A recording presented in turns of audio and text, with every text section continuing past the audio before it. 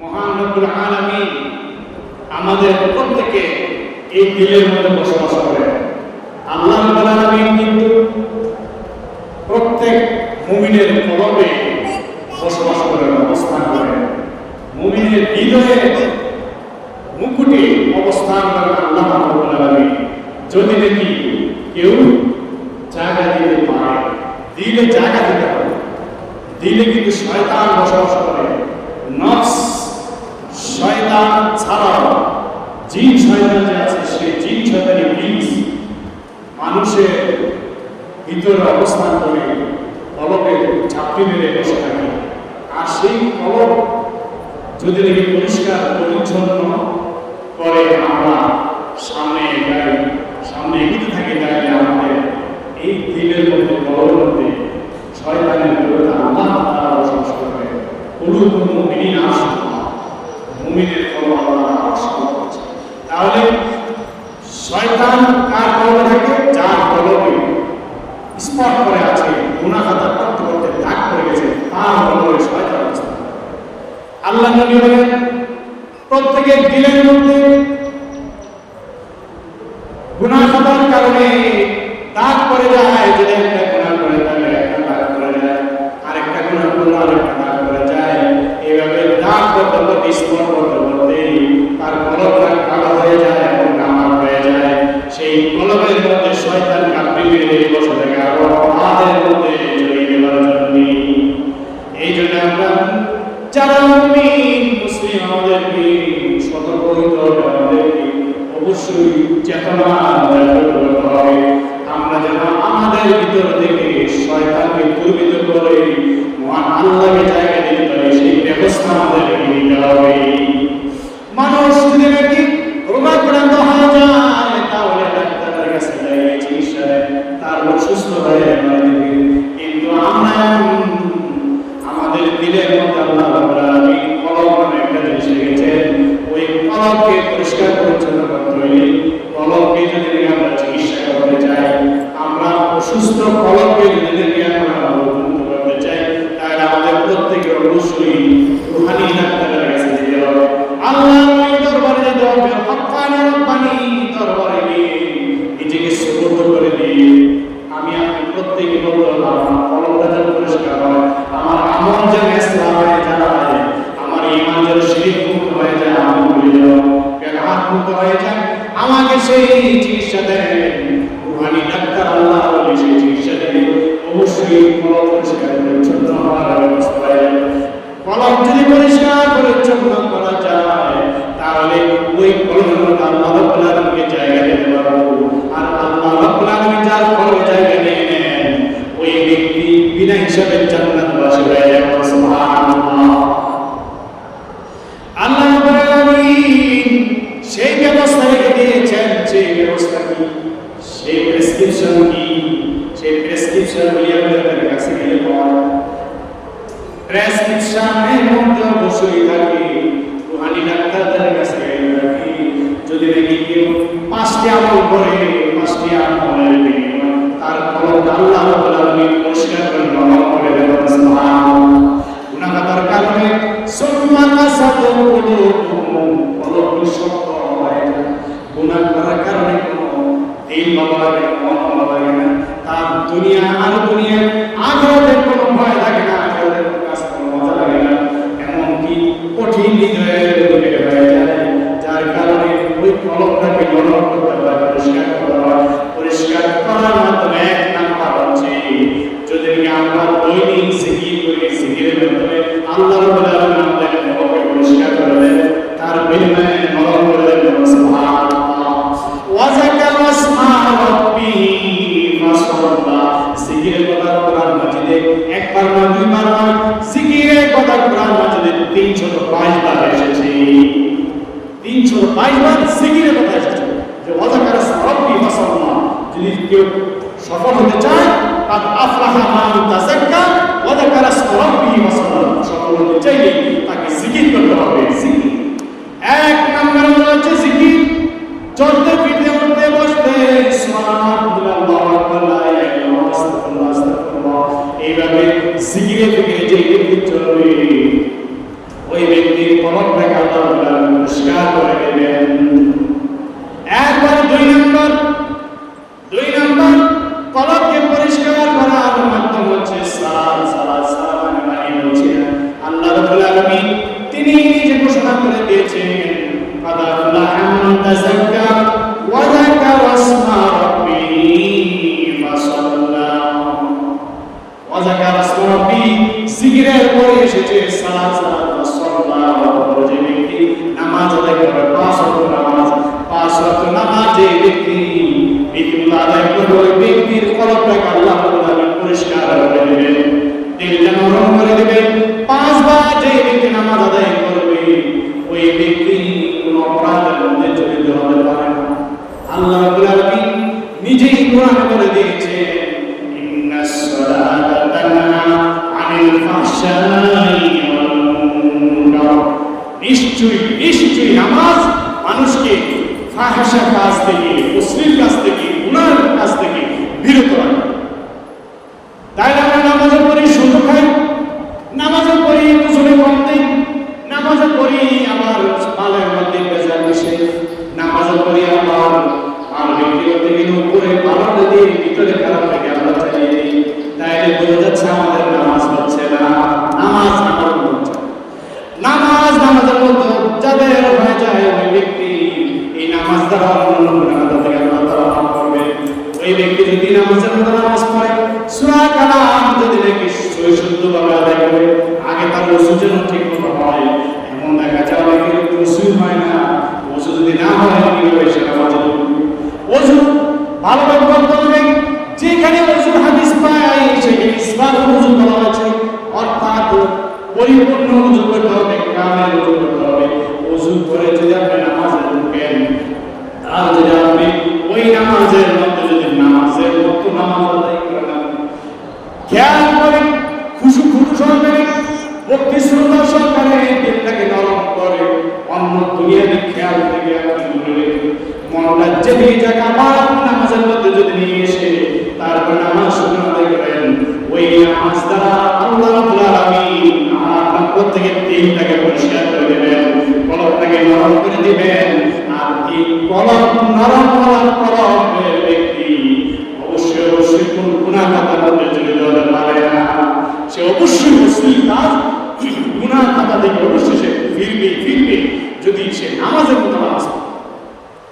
নামাজ পড়তে হবে সহি শুদ্ধ ধ্যানে খেলে এবং আল্লাহ রাসূলকে রাজি খুশি করবার জন্য তরিকা মোতাবেক, নবীজি তরিকা মোতাবেক যদি সে নামাজ হয় তাহলে সেই নামাজ দ্বারা অবশ্যই সালাত দ্বারা মেরাজ হয়, আবার সালাত দ্বারা কলব পরিষ্কার হয়।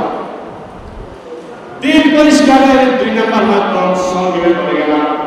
দিল পরিষ্কারের 2 নম্বর মাধ্যম সালাত। যেই সালাত মানুষকে মেডিটেশন শেখায়, মেডিটেশন না করলে প্রয়োজন নাই। অর্থাৎ যদি কেউ ধ্যানে মগ্ন না হয়, নামাজের মধ্যে মগ্ন থাকে, নামাজের মধ্যে যদি সূরা কালাম পড়ে, নামাজ আদায় করে, গভীর রাতে নামাজ পড়ে, তাহাজ্জুদ নামাজ আদায় করে, ইশা এবং যদি আরবি নামাজ আদায় করে, এইভাবে নামাজের মধ্যে সময় কাটালে ধ্যানের কাজ, মেডিটেশনের কাজ হয়ে যায়। ওই নামাজ দ্বারা অবশ্যই ব্যক্তি তার নিজের কলবকে পরিষ্কার করতে পারে। 3 নম্বর কলব পরিষ্কারের মাধ্যম হচ্ছে কোরআন তেলাওয়াত। আমরা কেউ না কেউ তেলাওয়াত করতে পারি, কম বেশি কোনো না কোনো ভাবে কোরআন তেলাওয়াত করতে পারে। যেই প্রকার কোরআন তেলাওয়াত করেন না কেন, আপনি যদি নাকি চেষ্টা চালিয়ে যান যে শুদ্ধ করার জন্য আমি কোরআন শরীফ নিলাম, যদি নাকি আপনি অশুদ্ধ করেন তারপরও আল্লাহ তাআলা কবুল করে নেবেন। কিন্তু আপনার চেষ্টা থাকতে হবে শুদ্ধভাবে তেলাওয়াত কোরআন দ্বারা যারা করতে পারেন না, কিন্তু আপনি আল্লাহ সূরা পড়েন, আলহামদুলিল্লাহ সূরা পড়েন, 10টা সূরা পড়েন, ছোট এই সূরাগুলি যদি আপনি মুখস্থ বসে আপনি ফজর অথবা ইশার পরে আপনি তেলাওয়াত করেন, যদি আপনি রীতিমতো পবিত্র কোরআনী তেলাওয়াতের মাধ্যমে আপনি আপনার কলবটাকে পরিষ্কার করতে পারবেন, দিলটা নরম করতে পারবেন। দিল নরম করার, কলব পরিষ্কার করার তৃতীয় মাধ্যম হচ্ছে কোরআন তেলাওয়াত। কোরআন মাজিদ আমাদের ঘরে ঘরে আছে, কিন্তু যত্ন সহকারে আছে, কেউ খুলি না, গিলাফটা এত ময়লা করে আছে, একটু পরিষ্কার করে। অন্য সব কাপড় চোপড় পরিষ্কার পরিচ্ছন্ন আছে, টিভির পর্দাটা পরিষ্কার করা হয় কদিন পর, কিন্তু কোরআন শরীফের গিলাফ পরিষ্কার করা হয়। অথচ এই কোরআন মাজিদে এই গিলাফটা পরিষ্কার করা, গিলাফের ভিতরে ধুলাবালি থাকলে এইগুলি তো আপনার গায়ে মেখে নেন। ধুলাবালি যদি আপনার কোরআনের ধুলাবালি আপনার গায়ে মেখে নেন, চেহারা মেখে নেন, আপনার শরীর সাথে স্কিন ভালো হয়ে যাবে, আপনি সুস্থ থাকবেন। শুধু ভক্তির শ্রদ্ধার কোরআন মাজিদের প্রতি অনেকে ভক্তি শ্রদ্ধা এখানে আছে, দিলে দিলে কাজে নেই। কোরআন তেলাওয়াত করতে হবে, একটা হরফ যদি আপনি তেলাওয়াত করেন, আল্লাহ নবী সাল্লাল্লাহু আলাইহি ওয়াসাল্লাম বলেছেন 10টি সওয়াব। বুঝে পড়েন না বুঝে পড়েন, যেভাবে পড়েন 10টি সওয়াব, একটা হরফে বিনিময়ে। তাহলে আপনি যদি নিজে তেলাওয়াত করেন, তাহলে প্রত্যেকটা হরফের বিনিময়ে আপনি 10টি করে নেক পাবেন। দেখেন আপনি যদি নাকি বলেন আলিফ লাম মিম যালিকাল কিতাবু লা রাইবা ফি, আলিফ লাম মিম তিনটি হরফের বিনিময়ে 330টি সওয়াব পেয়ে গেছেন। সুবহানাল্লাহ। এইভাবে আপনি নিজে যদি কোরআন তেলাওয়াত করেন সওয়াব পাবেন। আপনার ছোট ছোট সন্তানদেরকে যদি মুখে পাঠান, তারা যদি তেলাওয়াত করে আউযুবিল্লাহি বিসমিল্লাহ পাঠ করে, আর যদি সূরা তেলাওয়াত করে কোরআন শিখে, তাহলে প্রত্যেকটা হরফের বিনিময়ে 10টি করে সওয়াব লেখা হয়। যতবার তেলাওয়াত করবে, ছাত্র যারা হাফেজ হয়ে লক্ষ লক্ষ কোটি কোটি বার তেলাওয়াত করে, যতটা সওয়াব লেখা হয়েছে যদি কিনা আমল করে, তাহলে ওই বাচ্চার যতটা নামাজ সওয়াব দেওয়া হয়, সমস্ত সওয়াবগুলি দুইবার করে বাবা এবং মায়ের নামে পৌঁছে দেওয়া হয়। সুবহানাল্লাহ। লাভ আর লাভ লস নাই, এই জন্য আমরা প্রত্যেকেই চেষ্টা করবো 3 নম্বর আমল আমাদের মনটা পরিষ্কার করবার, আমাদের দিলটাকে নরম করবার এবং অন্যান্য গুনাহ থেকে বেঁচে থাকবার জন্য আমরা দৈনিক অন্তত কয়েকটা সূরা তেলাওয়াত করব, কোরআন তেলাওয়াত করব। 3 নম্বর হচ্ছে কোরআন তেলাওয়াত। 4 নম্বর, আমরা প্রত্যেকে জেনে কি রমজান ছাড়া, রমজান মাস আমাদেরকে শিখিয়ে দিয়েছে রোজা রাখবা। রমজান ছাড়াও যদি নাকি আমরা প্রতি সপ্তাহে একটা রোজা রাখি, একটা বললাম আমরা কেউ 2টা রোজা রেখে সোমবার এবং বৃহস্পতিবার। আল্লাহ নবী সাল্লাল্লাহু আলাইহি ওয়াসাল্লাম এই 2টি রোজা রাখতেন, সোমবার এবং বৃহস্পতিবার রোজা রাখতে বলে জিজ্ঞাসা করা হয়, ইয়া রাসূলুল্লাহ, ইয়া হাবিবাল্লাহ, নবী গো আপনি কেন সোমবার এবং বৃহস্পতিবার রোজা রাখেন? আল্লাহ নবী ডেকে বলেন, সোমবার আমার কোরআন নাযিল হয়েছে, আর এই সোমবার দিনে আমি দুনিয়ায় আগমন করেছি, যার কারণে আমি সোমবার দিন আমার জন্ম দিবস মনে করে আমি রোজা রাখি। সুবহানাল্লাহ। আর বৃহস্পতিবার কেন? এই জন্যে যে বৃহস্পতিবারে সপ্তাহে সমস্ত আমলগুলি বান্দা বান্দি যত আমল আছে, নেক আমল, বড় আমল, সমস্ত আমলগুলি আল্লাহ রাব্বুল আলামিন ফেরেশতাদের মাধ্যমে জমিন থেকে আসমান পর্যন্ত উঠিয়ে নেন এই বৃহস্পতিবার, যার কারণে আমি রোজা রাখি। এই জন্যে যে রোজা অবস্থায় যারা আল্লাহ দরবারে পৌঁছে যাবে। সুবহানাল্লাহ। আল্লাহ নবী সাল্লাল্লাহু আলাইহি ওয়াসাল্লাম যার আগে পরে সমস্ত ভুলত্রুটি মাফ ক্ষমা, সেই নবীজি তিনিও রোজা রাখতেন। আমার জন্য রোজা অবস্থায় কবুল আল্লাহ কি জন্য কিছু না, আমাদের শিক্ষা, আমাদেরকে বুঝাবার জন্য, শিক্ষা দিবার জন্য আল্লাহ নবী সাল্লাল্লাহু আলাইহি ওয়াসাল্লাম। তাহলে যদি কেউ রোজা রাখি, তাহলে কি ফায়দা? এটা গেল এই সওয়াবের দিক দিয়ে। আমরা এই প্রত্যেকটা রোজার বিনিময়ে আসল মাধ্যমে 10টা করে সওয়াব হবে, 10টি রোজার সওয়াব হবে। যদি কেউ এইভাবে রোজা রাখতে পারেন, সারা বছরে তার রোজা যাবে। আপনি একটা রোজা রাখেন, মাসে একটা রোজা রাখলে কত হয়ে যাবে? একটা রোজা 10টা রোজা, তাহলে সব দিয়া মাসে না, সব দিয়া বৃহস্পতিবার বা সোমবার এবং বৃহস্পতিবার একটা রোজা রাখে, সপ্তাহে এক রোজা রাখলে 4 সপ্তাহ হয়ে যায়। কোনো কারণে 1 সপ্তাহ মিস হয়ে যায়, তাহলে 3 সপ্তাহ, 3টা রোজা রাখলে 330। দেখেন প্রতি সোমবার রোজা রাখলে আপনি সারা বছর রোজা রাখার সমান সওয়াব পেয়ে গেলেন। আলহামদুলিল্লাহ। শুধু তাই না, এই পৃথিবীর বুকে যত আল্লাহ ওলিরা এই দুনিয়ায় করেছেন, যারা দুনিয়ায় ছিলেন, প্রত্যেক আল্লাহ ওলিরা এখনো যারা আছেন, তারা প্রতি সোমবারে বৃহস্পতিবার রোজা রাখেন।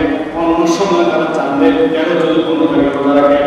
এইভাবে তারা রোজা রাখেন, রোজা রাখবেন, আপনার শরীরে সুস্থ থাকবে, এমনকি আমার আপনার দিলগুলো আল্লাহ তাআলা নরম করে দিবেন, কলবগুলো পরিষ্কার করে দিবেন। আলহামদুলিল্লাহ।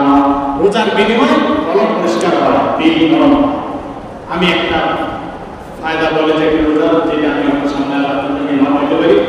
আমি কুরবানির আগের দিনে রোজা ফজর করে, কুরবানির আগের দিন 9 তারিখ যে ব্যক্তি রোজা রাখবে, মনে রাখবেন 9 তারিখ যে ব্যক্তি রোজা রাখবে, ইয়াউমে আরাফার দিন বলা হয় নাকি, ওই 9 তারিখ রোজা রাখলে ওই ব্যক্তির সামনে 1 বছর, পেছনে 1 বছর গুনাহ আল্লাহ তাআলা মাফ করে দিবেন।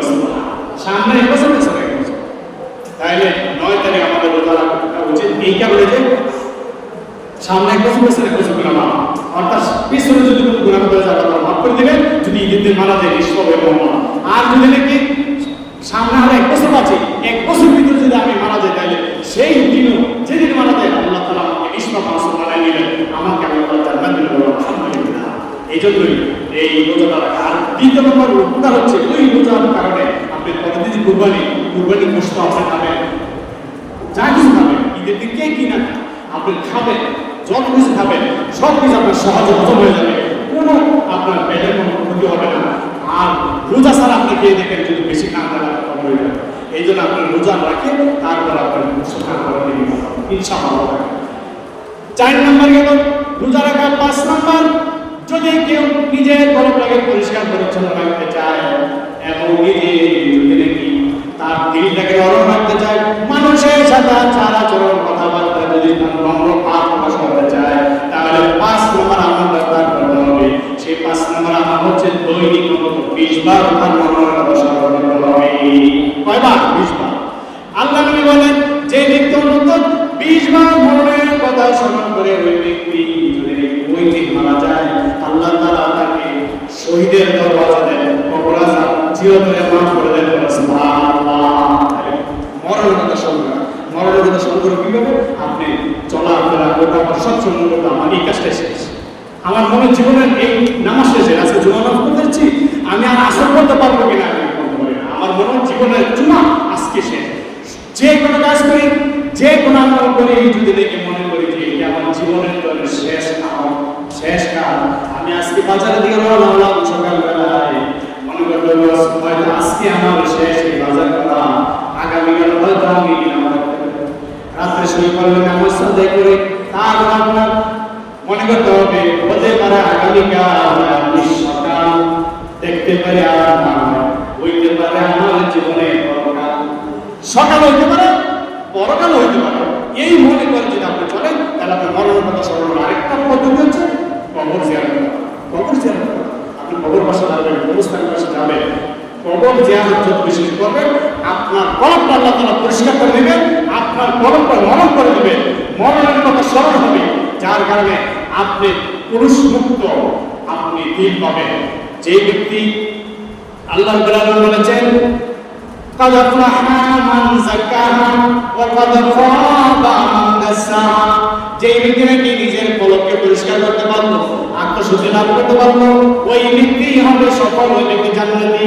আর যে ব্যক্তি নাকি নিজেকে পুরস্কৃত করতে পারলো না, যে ব্যক্তি নিজেকে পাপিষ্ঠ করে দুনিয়া থেকে বিদায় হলো, ওই ব্যক্তি হাসরের ময়দানে সবচেয়ে বেশি ক্ষতিগ্রস্ত হবে, জাহান্নামী।